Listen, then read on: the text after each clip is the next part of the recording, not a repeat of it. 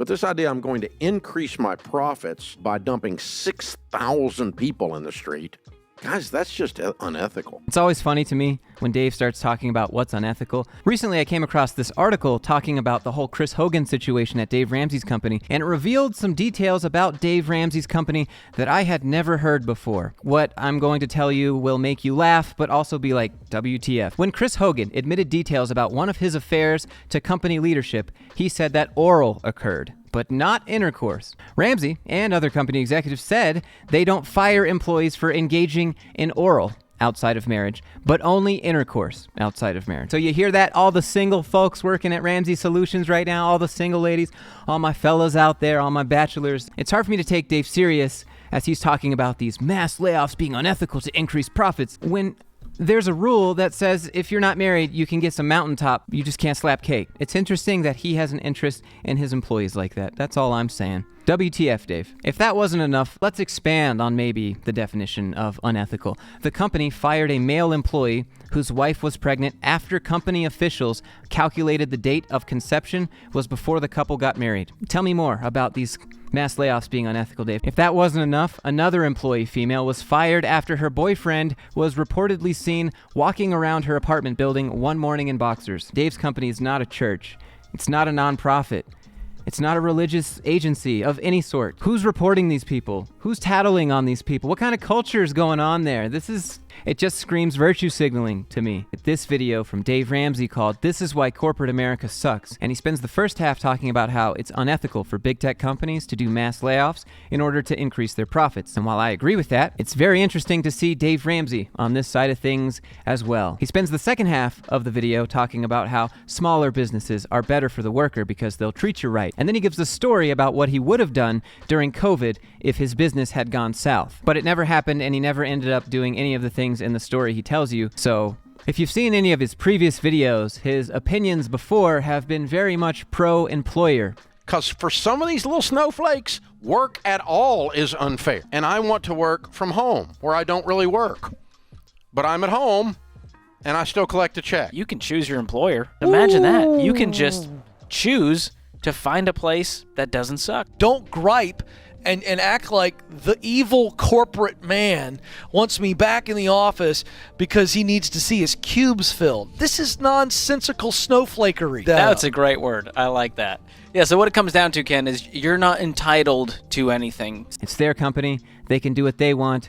They can fire people for whatever they want. Yeah, this is an employment at will state, which means if I decide I don't like people with green eyes, I don't have to hire you. You can look at what he thinks about some of the working class issues that are important to a lot of people these days. It just doesn't seem like it lines up. And if you look at the comments, it seems like everyone in here is just eating this stuff up. And corporate America is concerned about one thing, and that's their own deal. There's a certain level of greed to it.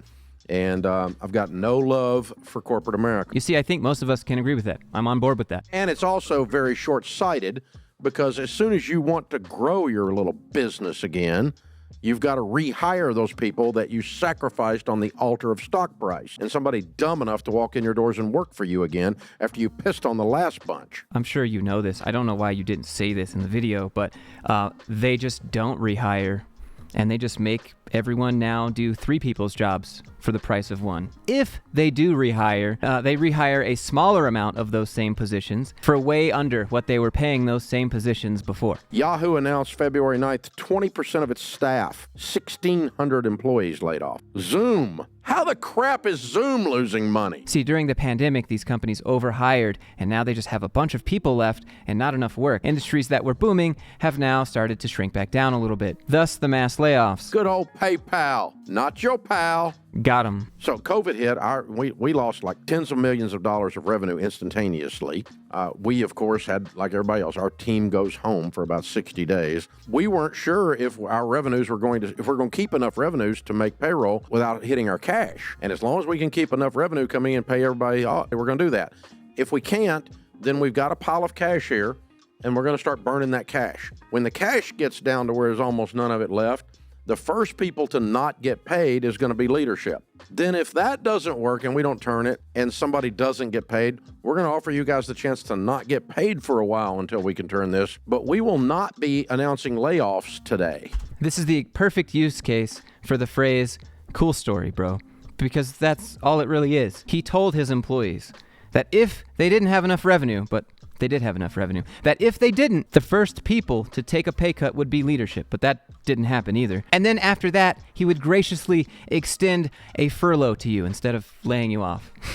We do not do layoffs here to increase our profit. Okay, so then why do you do it?